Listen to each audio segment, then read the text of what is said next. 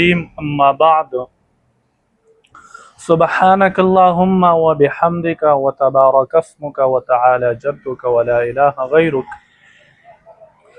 تاسو ته ویلیو چې د مونځ ترجمه، مونځ ته د ودرېدو طریقه، سنت، دریم غټ ګناهونه، څلورم غټو ګناهونو وبال، پنځم د اطاعت فائدې.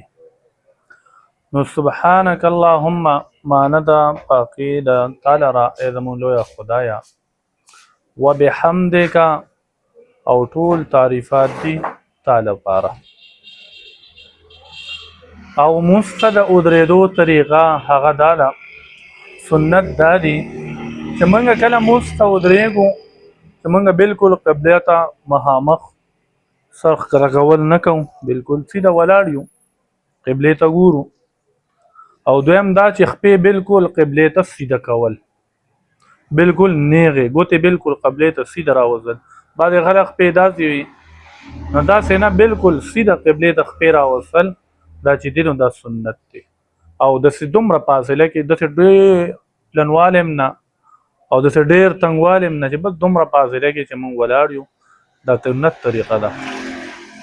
او دریم دا چې موږ تکبیر تحریمه د امام د تکبیر تحریمه نه فورا بعد چې دینو دا وایو.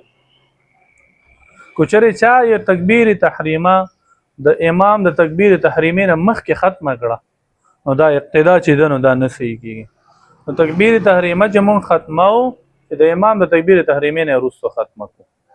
او غټو ګناهونو کې هغه دا ده، یو ګناه د ټولو نه غټ هغه دا و چې تر حقارت په نظر سره کتل، پسې مذاق کول. دویم دا چاته طعنې ورکول. او دریم دا چې چاته په بدو القاباتو سره اواز کول، چاته وایي ای توریا، چاته وایي ای غوږو، چاته وایي ای کونه، چاته وایي ای پهلوانا، چاته یو څه غلط نوم ویل. یعنی موږ په پښتو معاشره کې ورته غلط نوم ویل، بد القاباتو سره رابلل، دینم چې دام غټه ګناه ده. او داسې ګناه ده چې جنت نه د جهنم تلو دپاره چې ده نو دا کافي ده. د جنت نه د جهنم تلو دپاره دا ګناه چې ده نو دا کافي ده چې سړي نه دا ګناه وشي. او دنیا کې خو دا سزا ده چې په رزق کې کمی راځي، د علم دین نه چې دی د دین چې څونه علوم دي د هغې نه سړی محرومه کېږي. او دریم دا دی چې دا یو قسمه د الله نه وحشت چې دی نو دا محسوسوي. او د اطاعت فایدې هغه دا دي چې څوک اطاعت کوي الله جل شانه د په مال کې برکت اچي. او دویمه دا چې الله جل شانه د په مال باندې برکتونه چې دي رزمکه او د اسمان د طرفه برکتونه نازلوي.